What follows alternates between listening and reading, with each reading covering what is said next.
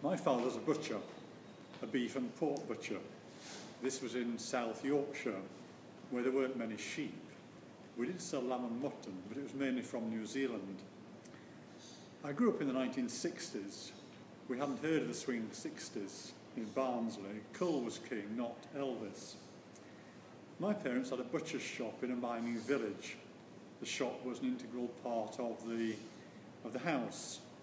In the yard, round the back, we had a coal house, an outside toilet, a stable that the horses had long since gone, and a factory.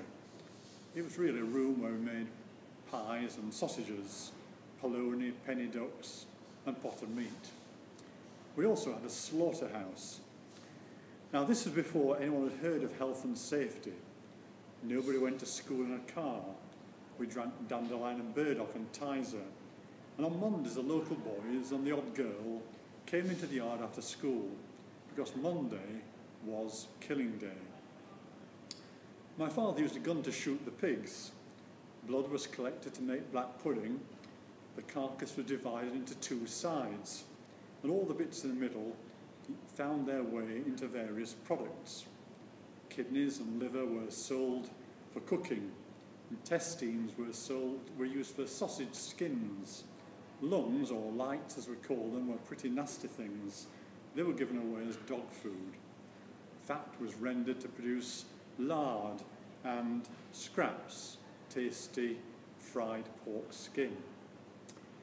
The Bible for butchers was Tom Finney's Handy Guide for Pork Butchers. Not Tom Finney of Preston North End, but of Union Street, Rochdale. I have it still. The chapter on pig's feet begins,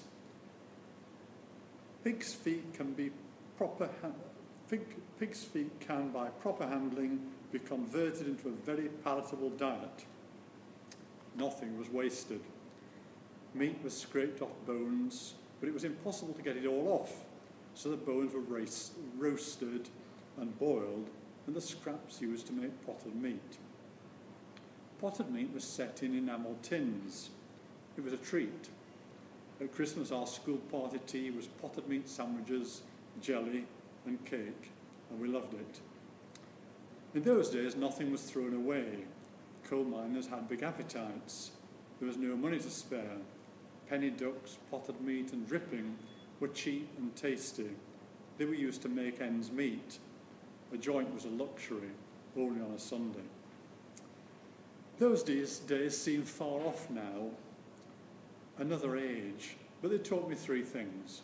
Firstly, waste not, want not. Times may have been hard, but we were well off compared with many people. My parents worked every hour that God sent, every day of the year. On Christmas Day, my father cooked poultry for the village in our big oven. At dinner time, which was midday of course, a stream of people came to the door to collect their bird and a jug of gravy. I didn't go to church then, but I was aware of the 10 Commandments. The 5th says, honour thy father and thy mother. It's one of the positive ones, not one of those thou shalt not ones. So my second lesson was to appreciate how hard my parents worked for the family. Finally, I vowed never to become a butcher, but I did like potted meat. It brings back memories of Christmas parties, but more importantly, it makes me thankful that we are not hungry, unlike many people in the world. We have so many reasons to be thankful.